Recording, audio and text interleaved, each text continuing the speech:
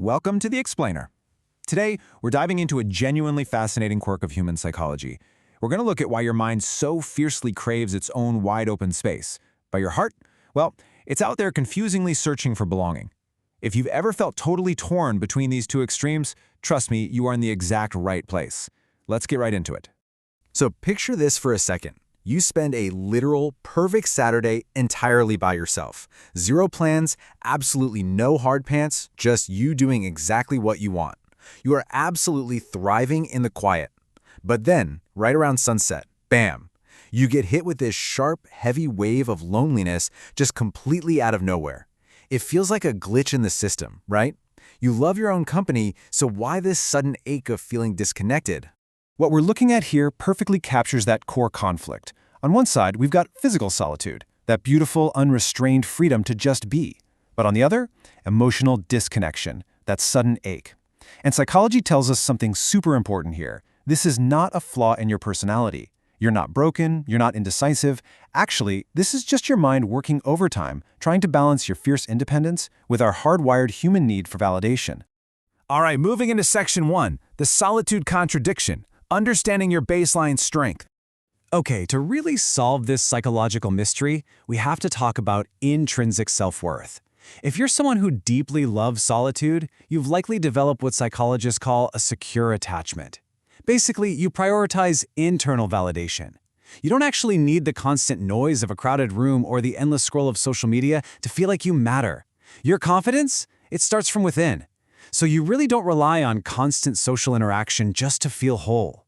Now notice how having a high tolerance for being alone is actually a massive psychological advantage. It's a superpower, really. Taking the solitary path frees you up to make choices that are actually authentic to you.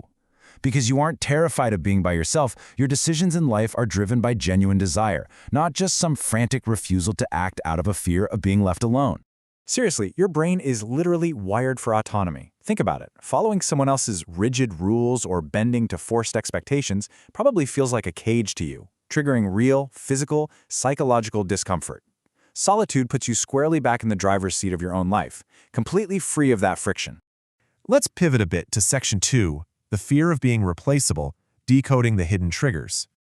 Just watch how fast this can spiral. Say it's hour 1 and you were just loving your peace. Perfect. But then, let's say at hour 3, you experience a minor slight, maybe a late reply to a text, or you see a photo online of your friends hanging out without you.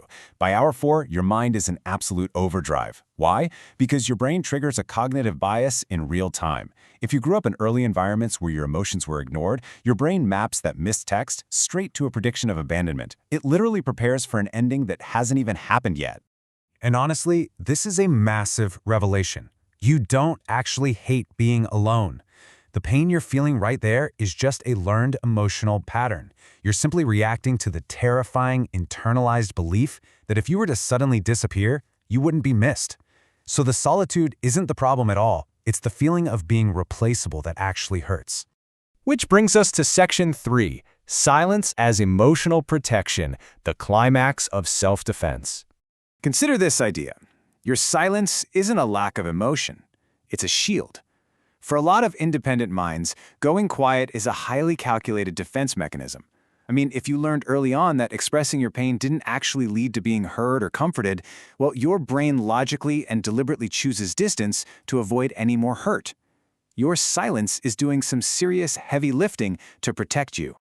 So you naturally retreat into this quiet bubble because, honestly, solitude is your only definitively safe space.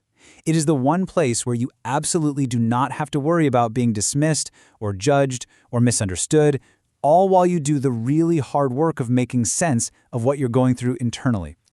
And that brings us to the ultimate fear here, the paradox of being seen. Look, as humans, we desperately want to be loved. But at the same time, we are utterly terrified of being deeply known. Why? Because success in a relationship means eventually taking off the mask. It exposes the real you to actual judgment, stripping away all your excuses. Solitude lets you safely hide behind the mask of possibilities, you know who you could be, rather than facing the vulnerability of who you actually are. Just look at the trade-off happening here. To protect your core identity, your mind willingly pays the incredibly heavy tax of loneliness. It makes this subconscious trade, right? Accepting the sting of feeling alone just to keep the walls of your fortress sky high, ensuring that absolutely nobody can get close enough to truly hurt you. All right, let's wrap this up in Section 4, Seeking Alignment, Not Company, the resolution. To reconcile all of this, we have to realize that people who prefer their own space are usually incredibly self-aware.